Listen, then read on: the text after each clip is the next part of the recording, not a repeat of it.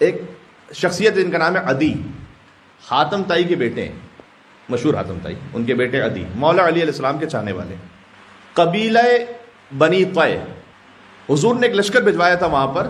سرزمین طے پر، تو یہ وہاں تھے اور یہ وہاں سے پھر اپنے آپ کو بچانے کے لیے شام آ گئے تھے اپنے خانوادے کے ساتھ، لیکن ان کی خواہر کو مسلمان سپاہیوں نے گرفتار کر لیا تھا اور مدینہ لے کر گئے، اور جب مدینہ پہنچی ان کی خواہر تو ان کی خواہر نے رسول اللہ سے کہا کہ میں آپ سے یہ درخواست کرتی ہوں کہ مجھے آزاد چھوڑ دیں آپ، اور رسول اللہ نے انہیں آزاد کر دیا اور انہیں احترام کے ساتھ دوبارہ بھیجا قبیلہ بنی طے میں۔ تو جب یہ پہنچی وہاں تو عدی نے سوال کیا کہ تم جس محمد سے مل کر آئی ہو وہ کیسے ہیں؟ کہ دیکھو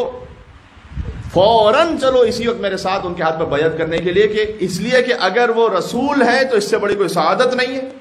اور اگر وہ رسول نہ بھی ہو فقط دنیاوی بادشاہ ہے تو ہمارے لیے اس سے بڑھ کے کوئی عزت نہیں کہ اس کی بادشاہت میں جا کے رہیں، جو میں نے ان کا اخلاق دیکھا ہے۔ تو چلو، تو وہ لے کر آئی اپنے بھائی عدی کو رسول اللہ کے پاس، سن 9 یا 10ویں ہجری کا واقعہ، اور کیونکہ تاریخ میں دونوں لکھے ہوئے، اور اس وقت انہوں نے اسلام قبول کیا، اور جناب امیر المومنین علی بن ابی طالب اسلام کے زبردست محب سچے عاشق، جمل و صفین و نہروان میں مولا علی علیہ السلام کے ہم رکاب جہاد کیا انہوں نے۔ ان کے لیے تاریخ میں لکھا ہوا ہے کہ جب یہ آتے تھے تو رسول اللہ باقاعدہ ان کے لیے محفل میں جگہ بناتے تھے۔ 67 ہجری میں ان کی وفات ہے۔ ان کے 3 بیٹے تھے، طرفہ، طریف اور طارف، تینوں کا نام ملتا جلتا ہے، یہ تینوں شہید ہوئے صفین میں۔ جب 3 بیٹے کسی کے جوان شہید ہو جائیں تو اس کے قلب کی کیفیت کا اندازہ لگائیے گا۔ زمانہ گزر گیا، مولا علی علیہ السلام کی بھی شہادت ہو گئی، تو ایک دن حاکم شام نے دیکھا عدی بن حاتم کو، ادائی بھی کہا جاتا ہے، اور اسے بتلایا گیا کہ یہ وہ ہے کہ جس کے 3 جوان بیٹے علی کے ہم رکاب صفین میں شہید ہوئے۔ تو اس نے چاہا کہ زخموں پر کچھ نمک چھڑکا جائے، اور ادائی سے پوچھا کہ تمہارے بچوں کے ساتھ کیا ہوا، صفین میں تمہارے بچوں کے ساتھ کیا ہوا؟ تو انہوں نے بڑے فخر سے جواب دیا کہ میرے تینوں بیٹے علی بن ابی طالب علیہ السلام کی راہ میں شہید ہوئے۔ تو حاکم شام نے انہیں کہا کہ مجھے لگتا ہے اور محسوس ہوتا ہے کہ علی نے تمہارے ساتھ انصاف نہیں کیا، اپنے بچوں حسن اور حسین کو تو بچا لیا اور تمہارے بچوں کو مار دیا۔ یہ جملہ نفسیاتی طور پر بڑا دل پہ لگنے والا ہے واقعاً کسی کے، کہ ہاں علی کے بچے حسن اور حسین تو اس جنگ میں نہیں مارے گا اور میرے بچے مارے گئے۔ تو انہوں نے جواب دیا کہ میں حقیقت احوال اگر تجھے بتلاؤں تو حقیقت یہ ہے کہ اے معاویہ، در حقیقت میں نے علی ابن ابی طالب کے ساتھ انصاف نہیں کیا، کہ علی مارے گئے ہیں اور میں اب تک زندہ کیوں ہوں، میں نے علی کے حق کو ادا نہیں کیا۔ یہ اتنا محبت سے بھرا ہوا، معرفت سے بھرپور جواب تھا کہ حاکم شام نے کہا کہ اچھا تم نے علی کے ساتھ زندگی گزاری ہے تو مجھے بتلاؤ کہ علی کیا تھے۔ تو ایک مرتبہ ادائی بن حاتم نے کہنا شروع کیا کہ میں کیا بتاؤں علی کے بارے میں، شدید القوا، وہ طاقتور، وہ شجاع انسان کہ جو گہرائیوں میں دیکھ لیا کرتا تھا، جس کی نگاہ وہاں تک تھی جہاں کوئی اور دیکھ نہیں پاتا تھا، کہ یتحبب الی المساکین، اگر وہ کسی سے محبت کرتا تھا تو ان سے بھی جو مسکین ہوتے تھے، اور اس کے آس پاس مسکین اور فقیر زیادہ ہوتے تھے،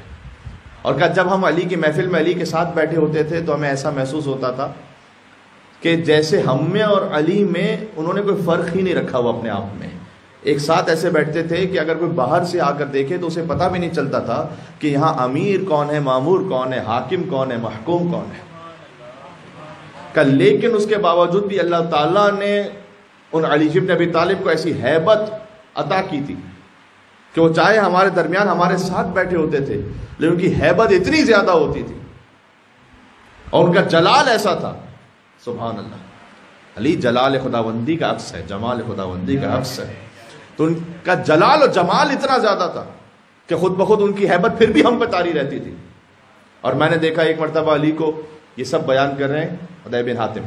کہ میں نے دیکھا ایک مرتبہ علی کو کہ وہ محراب عبادت میں ہے اور کوئی نہیں تھا اس وقت، کوئی بھی نہیں تھا اس وقت، صرف میں دیکھ رہا تھا علی کو کہ علی ایسے تڑپ رہے تھے کہ جیسے مار گزیدہ تڑپا کرتا ہے۔ یہی وہ لفظ ہے تاریخ میں، اس لیے میں وہ لفظ پڑھ رہا ہوں۔ تشبیہ دی انہوں نے جیسے ایک شخص کو اگر سانپ کاٹ لے اور وہ تڑپتا رہے تکلیف سے، تو علی ابن ابی طالب علیہ السلام خدا کے حضور خشیت خدا سے تڑپ رہے ہوتے تھے۔ اور کہتے تھے کہ آہ آہ، بار بار آہ بھر کے کہتے تھے کہ علی کے پاس سامان سفر بہت کم ہے پروردگار، بطول اس سفر تجھ تک پہنچنے کا سفر بہت لمبا ہے اے رب، وخشونۃ المسجد، پروردگار جس مقام تک جس ذریعے سے تجھ تک آنا ہے وہ قبر بھی تنگ و تاریک ہے۔ تو علی تڑپ تڑپ کر گریا کرتے تھے۔ یہ بیان جب کر رہے تھے نا عدی بن حاتم، تو وہ حاکم شام جیسا شخص کے جس کے دل میں علی بن ابی طالب کا وہ بغض کے صفین کے میدان میں علی سے مقابلہ کرنے آ جائے، لیکن اپنی آستین کو اٹھایا، اس نے اپنے آنسو صاف کیے، پہنچ رہا تھا اپنے آنسو کو، اس لیے کہ زارو قطار وہ شخص بھی رو رہا تھا اور کہتا ہے کہ تو نے ٹھیک کہا ہے، تو نے علی کے بارے میں ٹھیک کہا ہے، اس لیے کہ حیات ایاتی الزمان بمثلہ، نہ زمان بمثلہ لعقیم، زمانہ بانجھ ہے کہ علی بن ابی طالب جیسا کوئی اور پیدا کر سکے، ممکن نہیں ہے۔